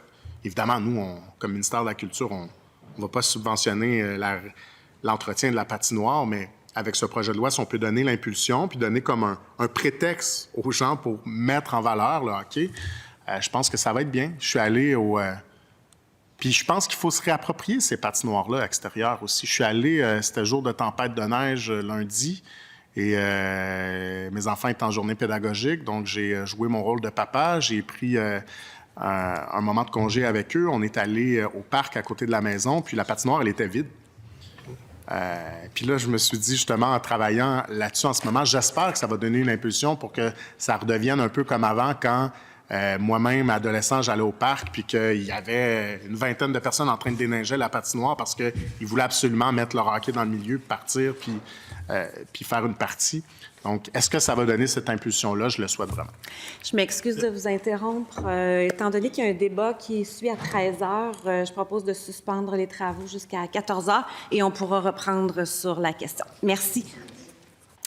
La Commission de la culture et de l'éducation reprend ses travaux. Nous poursuivons l'étude détaillée du projet de loi numéro 90, loi reconnaissant le hockey sur glace comme le sport national du Québec et concernant les référents culturels nationaux. Lors de la suspension de nos travaux cet avant-midi, nous en étions à l'étude de l'article 2. Donc, est-ce qu'il y a d'autres interventions sur l'article 2? Oui, monsieur le député, allez-y. Oui, merci, Madame la Présidente. J'avais la parole. J'avais quelques questions également. On était rendu pour rappeler aux gens où on en était. Le ministre nous expliquait un peu, regrettait le fait qu'il était allé à la patinoire avec ses enfants et que c'était vide. On est en train, justement, moi et la présidente, on travaille sur une commission avec les impacts des écrans. Puis on pourrait quasiment vous entretenir sur peut-être un aspect de la problématique, pourquoi nos jeunes ne vont plus à l'extérieur. Là. Mais bon, pour revenir à l'article, je veux juste vous poser la question suivante. Quand vous avez parlé tantôt justement de la date, là, qui était important de garder ça le premier samedi de février, pour justement garder les patinoires... patinoire glacée, là, vu la température qui est chez nous. Là. Est-ce que, justement, si les municipalités font des événements en fonction de la journée internationale, pour célébrer le sport national le premier samedi, est-ce que les municipalités peuvent demander des subventions au ministère de la Culture pour faire des événements pour le hockey cette journée-là? La nuance que je vais faire, elle est importante. Notre pouvoir d'octroyer des subventions, donc le pouvoir qui est accordé au ministre, c'est pour mettre en valeur le référent culturel national, donc l'histoire, par exemple, du hockey. Je pense que c'est l'élément le plus probant là, que je peux vous donner. C'est l'exemple le plus probant que je peux vous donner. Donc, si une municipalité... il faut aussi on ait des disponibilités, il faut qu'on ait un programme, il faut qu'on puisse le faire, mais si une municipalité, par exemple, avait un projet à l'occasion de la Journée nationale du hockey sur glace, de mettre en valeur l'histoire, ou si une municipalité dont est issu un joueur, par exemple, si Tursault avait un projet pour mettre en valeur l'héritage de Guy Lafleur, donc avec... je ne sais pas, une exposition interactive qui durerait une semaine, qui partirait... On est dans les suppositions, mais on est davantage là-dedans, pas dans l'organisation d'activités sportives en tant que telles. Il faudrait que ce soit toujours relié justement à l'historique du hockey. Par exemple, on veut célébrer toutes les chandails du Canadien depuis 1903, finalement. Ben non.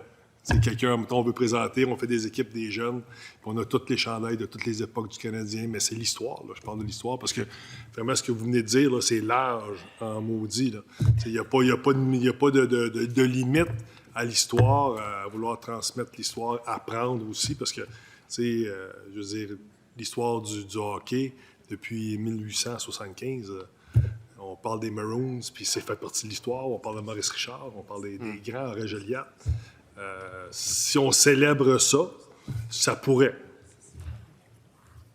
Ça, vous pourriez donner une subvention. C'est un bon point que c'est large, mais en même temps, je vous soumettrais que dans le cas du patrimoine immatériel, on a le même pouvoir, c'est large aussi, et puis jusqu'à preuve du contraire, ça n'a jamais été utilisé de façon abusive ou de façon trop large. Donc, je pense qu'on a cette expertise au ministère de s'assurer que lorsqu'on octroie évidemment la subvention, ce soit fait dans le respect de la loi, puis dans le cadre de ce qui nous est prescrit donc par la loi. Donc, j'ai pas trop de crainte à ce sujet-là, je vous dirais. En fait, j'ai pas de crainte. Dernière petite question. Tantôt, vous avez dit, vous avez parlé de programme. J'imagine qu'avec justement ce projet de loi-là, vous allez dédier une enveloppe spécifique pour ça? Ou ça va être pris dans une autre enveloppe qui va inclure justement la nouvelle appellation là, pour le hockey? Tout ça est très technique, là, mais il y a différents véhicules qui peuvent être utilisés à l'intérieur du ministère. Véhicule étant un programme, ça peut être un fonds. Je vous dirais qu'à l'heure actuelle, il est trop tôt pour moi il est trop tôt pour que je puisse répondre à cette question-là, mais il y a différents véhicules qui existent. Il pourrait y avoir un nouveau programme qui soit mis sur pied à la suite d'une éventuelle demande budgétaire qui serait faite par un ministre de la Culture en vue de célébrer un anniversaire en particulier. Après, il revient au ministre qui est là de prendre ses décisions puis de mettre sur pied ce qu'il veut mettre sur pied. Mais il y a plusieurs véhicules qui seraient possibles à l'intérieur du ministère de la Culture et des Communications. Ça ne sera pas de facto, là, que ce soit comme le calque ou, admettons, un autre programme de facto. Bien, cette année, pour le hockey, là, on va mettre 2 millions, 3 millions. Ça ne sera pas comme ça. Là. Il y a une certitude, c'est que ça ne sera assurément pas le calque. Ça, c'est Mais certain. je prends un exemple. Vous avez ce programme-là, mais ça pourrait être un autre.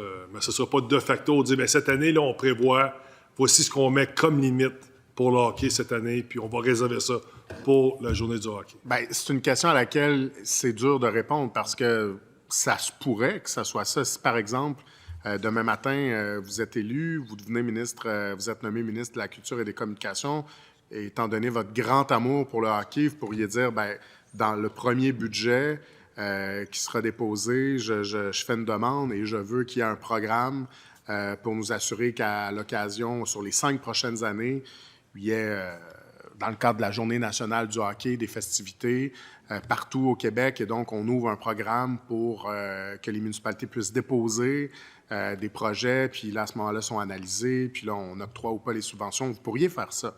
Est-ce que je vais faire ça? C'est pas ce que je prévois actuellement, mais la loi permet de faire ça. Mais en même temps, on a d'autres véhicules. On a, à la fin de l'année, parfois des sommes qui n'ont pas été dépensées. On peut utiliser un véhicule qui est à notre disposition pour décider d'accorder une subvention pour un projet qui nous aurait été déposé, qui est recommandé favorablement. On pourrait, je ne veux pas trop m'avancer, mais le Fonds du patrimoine, c'est ça, ça pourrait-tu passer là? On a le Fonds du patrimoine culturel. Donc, tu sais, OK. le véhicule ne sera pas un problème. OK. Après, il faut le faire de façon évidemment intelligente parce que tout ça est public, puis Ben, on a des comptes à rendre à l'étude de crédit. Quand ça va être adopté, on l'espère, on ne peut pas présumer. Ça, j'imagine que vous allez faire de la publicité sur votre site. Voici maintenant, vous pouvez faire des demandes pour le hockey, puis vous faites ça à tel endroit. Voici comment on va faire ça. J'imagine que vous allez donner la marche à suivre pour que les gens puissent faire ces demandes-là. Parce que moi, je vais le dire à mes municipalités, là. Moi, je vais le dire à mes municipalités, à Dorval puis la Chine, là. Il y a ça, on peut faire des demandes maintenant si on veut célébrer l'histoire du hockey. Moi, je vais faire mon travail de député. Là. Puis il faut savoir où aller. Où je vous appelle directement, comment ça fonctionne. Bien, là, on est vraiment dans les hypothèses, là. Mais si, d'aventure, il y avait effectivement un programme qui était mis sur pied, là, je vous dis, là, j'ai pas de demande budgétaire à cet effet-là. Je vous le dis tout de suite pour le prochain budget. Mais si, à un moment, il y avait un budget... si à un moment, il y avait un programme en tant que tel là, qui était créé pour ça, bien, habituellement, le ministère émet des communiqués de presse, puis les infos circulent. Il y a les directions régionales aussi qui font un bon boulot sur le terrain. Mais il faut attendre que vous annonciez un programme pour faire des demandes. Oui, mais il peut y avoir des programmes particuliers. Là, s'il y a des gens qui nous approchent avec des idées qui sont intéressantes, on peut toujours les regarder, mais je dirais que la règle, c'est effectivement d'avoir un programme. Merci beaucoup, M. le ministre. Est-ce qu'il y a d'autres interventions sur l'article 2? Est-ce que l'article... Oui, Mme la députée, désolée. Non, j'ai trouvé l'échange intéressant dans le sens que je reviens au libellé du 5.1, favoriser la connaissance. La journée internationale, le fait d'avoir une journée, nationale du hockey sur glace, c'est une façon de favoriser la connaissance. On va promouvoir la connaissance, on va promouvoir le hockey cette journée-là. C'est un petit peu ça l'objectif de la journée, n'est-ce pas? Oui, bien sûr. Okay. Tout à fait. Donc, c'est pas parce que je comprends votre réponse à mon collègue liée à l'histoire du hockey, mais pour vous, est-ce que c'est uniquement lié à l'histoire du hockey, toute cette question de favoriser la connaissance? Parce qu'on peut favoriser la connaissance du hockey sans passer via l'histoire ou un élément d'histoire. ça peut être, tu sais, favorisé en termes de, je sais, avec la commission sur les écrans et tout ça, c'est de faire les enfants bouger, avoir une activité physique et tout ça dans le hockey. Donc, C'est pas l'objectif. C'est-à-dire, c'est pas de faire la promotion du sport en tant que tel. C'est plutôt de faire la promotion de du fait que le hockey sur glace est notre sport national et de faire la promotion de son histoire, que les gens connaissent bien. Par exemple, le fait que le premier match de hockey sur glace au monde a été joué à Montréal. Mettre en valeur, par exemple, l'héritage de certains grands joueurs, grandes joueuses. Est-ce qu'on parlait tantôt de Guy Lafleur, qui est originaire de Tursault. Est-ce qu'on aurait pu, à l'occasion d'une date anniversaire, octroyer du financement pour un monument, une statue, une plaque? Il y en a déjà une magnifique statue de bronze devant l'Hôtel de Ville. Est-ce qu'on pourrait faire la même chose avec d'autres hockeyeurs? Est-ce qu'on pourrait financer la publication d'un livre, par exemple, où on retrouve les plus grands héros et héroïnes, parce que maintenant, il y en a de plus en plus, Québécois, Québécoises, des hockeyeurs, des hockeyeuses qui ont marqué le monde du hockey, des Québécois, donc, évidemment. On pourrait... donc, on est vraiment là-dedans. On n'est pas dans la promotion du sport, dans la publicité pour les inscriptions dans les associations de hockey. On n'est pas là. Okay. Non, c'est bien. J'apprécie la réponse juste parce que ça vient définir pas mal l'encadrement de cette journée, parce que je pense que les gens, lorsqu'ils vont apprendre la nouvelle, qu'une journée nationale du hockey sur glace, peut-être qu'ils vont tout de suite penser à des activités pour célébrer et tout ça, souligner ce sport. Surtout avec les jeunes dans différentes villes et municipalités. Donc, on comprend maintenant qu'il doit avoir un lien avec l'histoire. Merci. Merci pour Avec cette précision. Avec l'histoire notamment, oui. S'il n'y a pas d'autres interventions, est-ce que l'article 2 est adopté? Oui, adopté. Adopté. Nous serions rendus à la période des préambules. Donc, Monsieur le ministre, je vous invite à faire la lecture du préambule. Considérant que le Québec a été le théâtre de l'émergence du hockey sur glace moderne dans les années 1870 et que le premier match officiel de l'histoire de ce sport a été disputé le 3 mars 1875. Considérant que le hockey sur glace moderne constitue une contribution majeure du Québec à l'histoire mondiale des sports. Considérant que les prouesses des joueurs et des joueuses de hockey sur glace provenant du Québec ou s'alignant pour ces équipes ont nourri la fierté de plusieurs générations de Québécois et de Québécoises, considérant que le hockey sur glace fait partie intégrante de la culture québécoise, puisqu'il est le sujet de plusieurs œuvres, qu'il s'inscrit dans des traditions et des coutumes et que de nombreuses expressions populaires y font référence. Considérant qu'il est opportun de valoriser les référents culturels nationaux qui font partie du patrimoine culturel, renforce les liens entre les individus de la société et caractérise l'identité culturelle du Québec, le Parlement du Québec décrète ce qui suit. Merci, Monsieur le ministre. Est-ce qu'il y a des interventions sur le préambule? Est-ce que le préambule est adopté? Votre paragraphe nominal, Madame la secrétaire? J'entends bien, Monsieur le député. Pour, contre, abstention, M. Lacombe-Papineau. Pour. M. Asselin Vanier-Rivière. Pour. Mme Dorismont-Marie-Victorin. Pour. M. Aymon Richelieu. Pour. Mme Garceau-Robert Baldwin. Pour. M. Chiconé Marquette. Pour. C'est pour mes petits-enfants. Mme Dionne Rivière-du-Loup-Témiscouata. Abstention. Le préambule est adopté. Alors, article 6, Monsieur le ministre. 6. La présente loi entre en vigueur, donc entre parenthèses, la date de la sanction de la présente loi. Donc, on propose l'entrée en vigueur de la présente loi à la date de sa sanction. Des interventions sur l'article 6. Est-ce que l'article 6 est adopté? Adopté. Donc, nous serions rendus à l'adoption du titre. Donc, est-ce que le titre du projet de loi est adopté?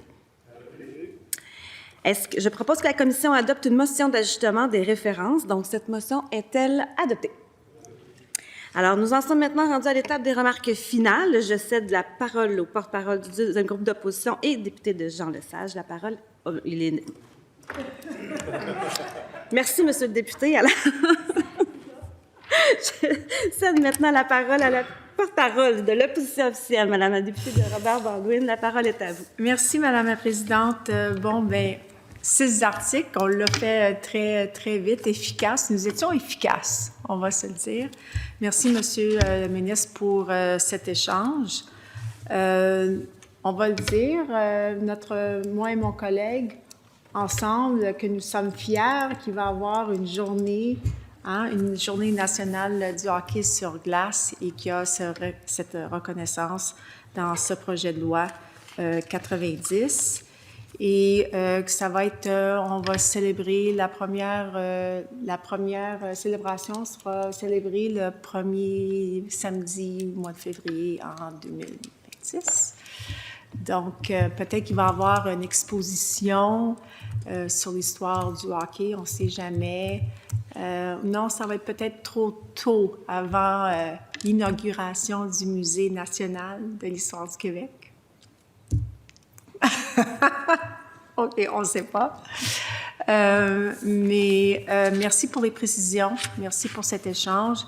Surtout, évidemment, je vais le mentionner, le fait qu'il n'y a pas de conséquences, implications financières, et donc on ne s'en va pas dans le calque pour quelque raison que ce soit, pour financer des activités qui seraient liées à ce projet de loi.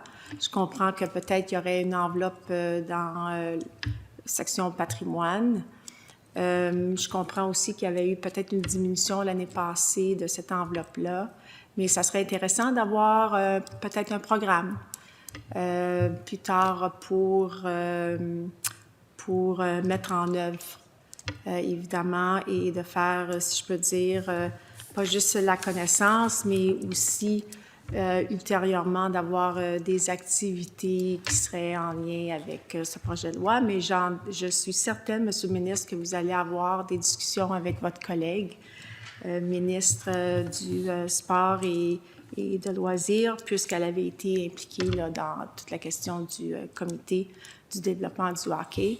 Donc, j'ose croire que c'est le début d'une nouvelle ère et tout concernant l'évolution du hockey et qu'on va accroître l'accès à nos jeunes.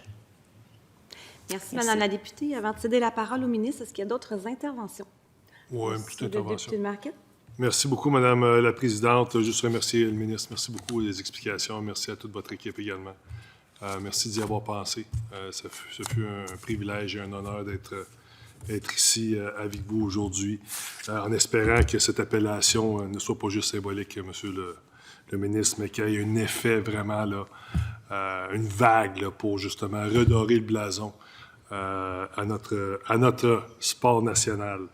Alors, merci beaucoup et Monsieur le ministre, si vous voulez bien m'inviter à traverser la rue là, chez la gouverneure générale, ça va me faire plaisir de vous accompagner. Prenez une belle photo. Merci beaucoup, Monsieur le Président. Madame la Présidente. Merci, Monsieur le député. Donc, je cède maintenant la parole à Monsieur le ministre.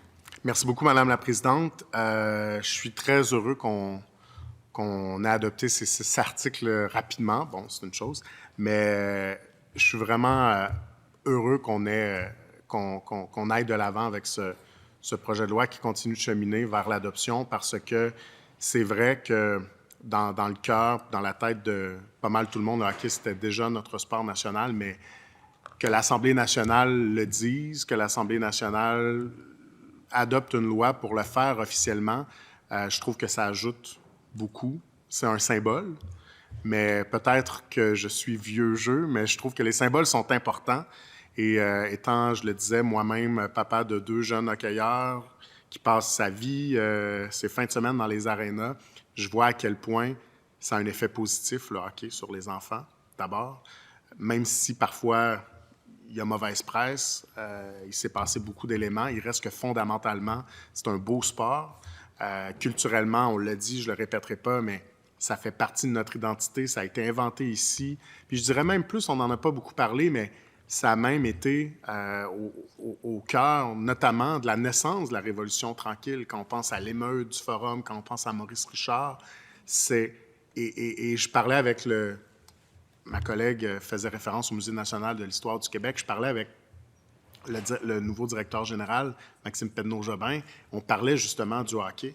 Et il me disait, avec beaucoup de justesse, je trouve, que le hockey, ça fait vraiment partie de notre identité et qu'à un moment, c'était le seul endroit où nous, comme Québécois, on gagnait. Parce que c'était difficile à l'époque, rappelez-vous, au début de la Révolution tranquille, c'était difficile pour les Québécois francophones. Et le hockey, c'était le seul espace où on gagnait, où on était capable vraiment d'être fiers. Et je pense que cet élan-là de fierté, bien, c'est pas étranger de l'endroit où on est maintenant rendu comme nation. Donc, j'entendais plutôt, en fait, c'était hier, mon collègue parler du texte magnifique de Stéphane Laporte, qui m'a beaucoup interpellé aussi, qui exprime à quel point ça fait partie de notre identité. Puis j'ai trouvé ça intéressant, je le dis avec un clin d'œil, d'entendre mon collègue qui représente le Parti libéral quand même parler de l'importance du « nous », qui parfois s'efface un peu au détriment du « je ». Donc, j'ai trouvé ça beau. Puis j'espère que ça peut inspirer aussi d'autres collègues. Mais bref, donc très heureux, très fier de participer à ce moment-là aujourd'hui. Puis le souhait le plus cher que j'ai, c'est que, au-delà du symbole, ça puisse donner cette impulsion aux jeunes Québécois, aux jeunes Québécoises, de plus en plus aux jeunes Québécoises, de pratiquer ce sport-là, puis qui sait de déployer leur talent, puis de continuer de nous rendre fiers, autant dans les arénas la fin de semaine, quand les tout-petits se promènent avec leur chandail et qu'ils savent à peine patiner parce qu'ils rendent leurs parents très, très fiers, que sur la glace du Centre Bell ou d'un autre des amphithéâtres, la Ligue nationale, où ils nous rendent tout aussi fiers. Donc, merci. Merci, Mme la Présidente. Merci, M. le ministre. Nul doute que tout ça aura un effet positif et j'affectionne particulièrement le hockey féminin. Alors, je me suis abstenue tout à l'heure, mais là... Alors, merci à tous pour votre collaboration.